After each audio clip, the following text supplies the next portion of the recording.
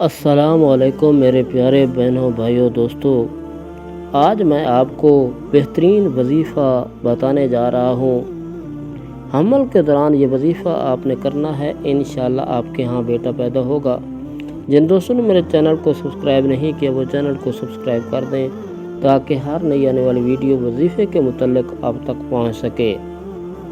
آج میں آپ کو بیٹے کے لیے ایک قرآنی وظیفہ بتانے جا رہا ہوں۔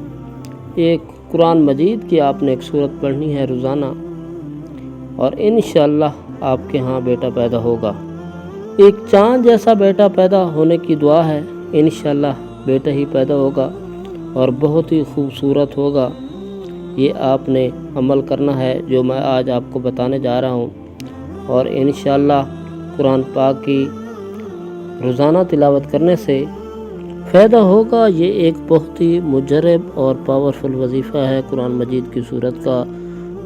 جس میری بہن کو عمل ہو وہ یہ عمل کرے، روزانہ قرآن پاک کی سورت یوسف کی تلاوت کرے، کسی بھی وقت کرے، چاہے جو بھی وقت اس کو ٹائم لگے، روزانہ اس کی تلاوت کرے، اور اس کا پرنٹ نکلوا کر یا لکھوا کر آپ نے کسی چمڑے کے تعویذ میں ڈالنا ہے، پھر اس تعویذ کو پیٹ پر باندھ لینا ہے۔